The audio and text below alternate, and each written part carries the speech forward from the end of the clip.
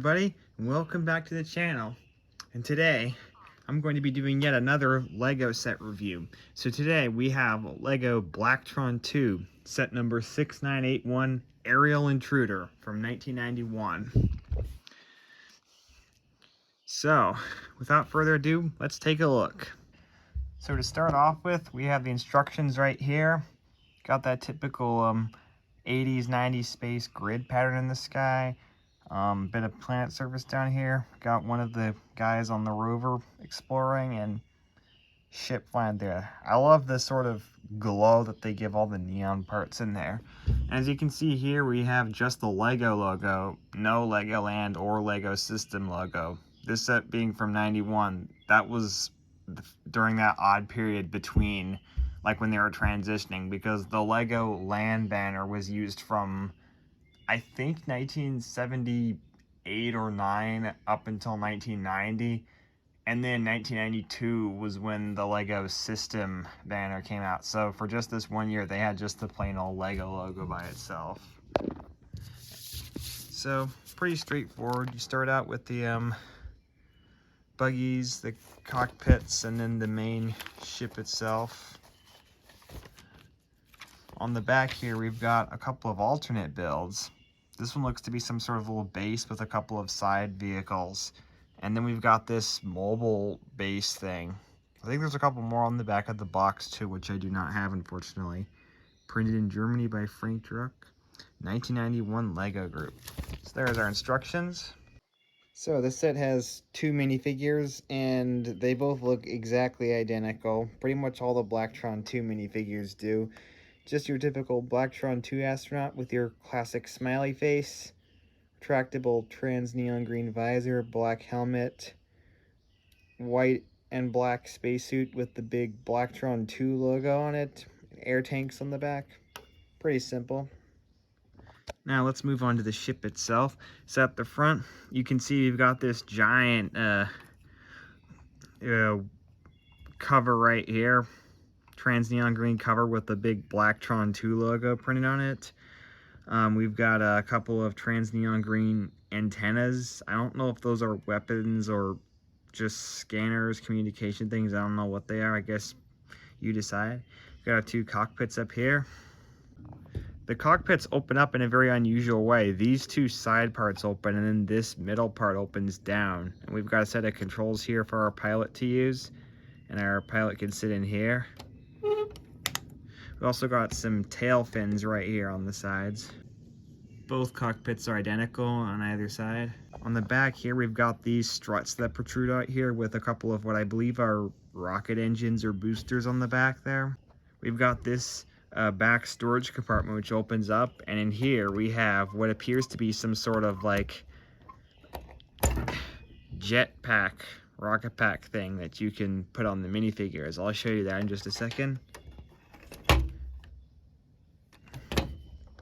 On top of the ship, we have this spinning, I don't know if this is supposed to be like our propeller for use in atmosphere, or if it's just some sort of spinning radar dish or antenna thing. I don't know.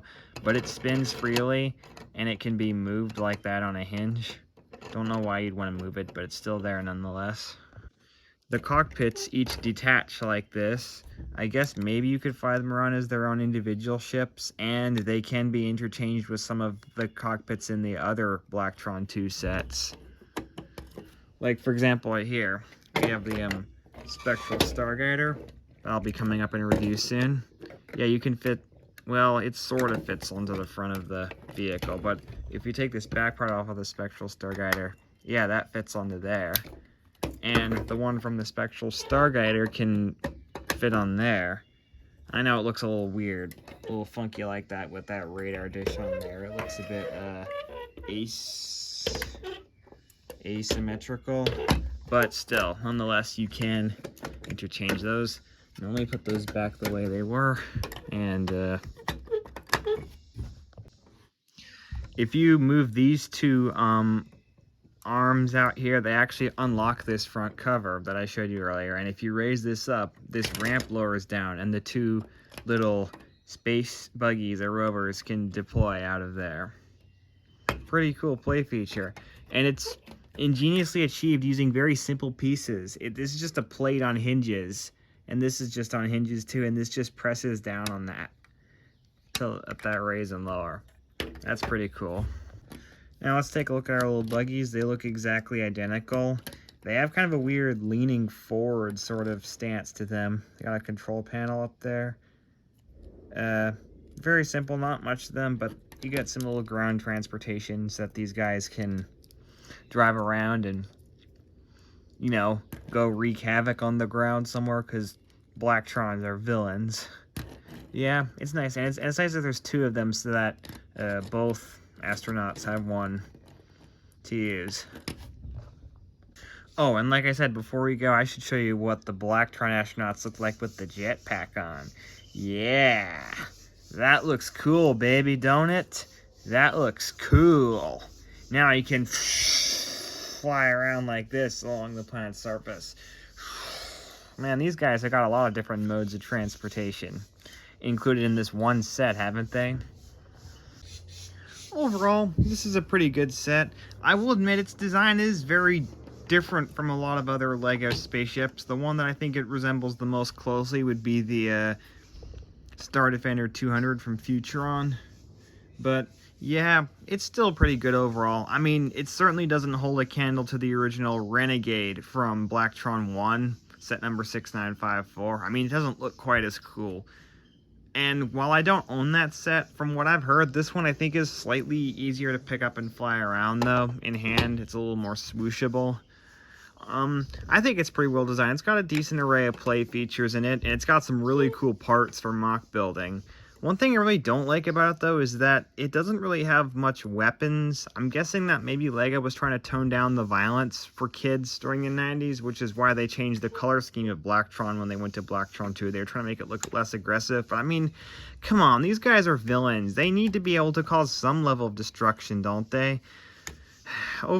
Overall, that's my biggest gripe about it. Although I'll admit it is LEGO, so I guess you could always add weapons onto there. I mean, there are exposed studs around there, so if you have the pieces, you could probably just add them on yourself.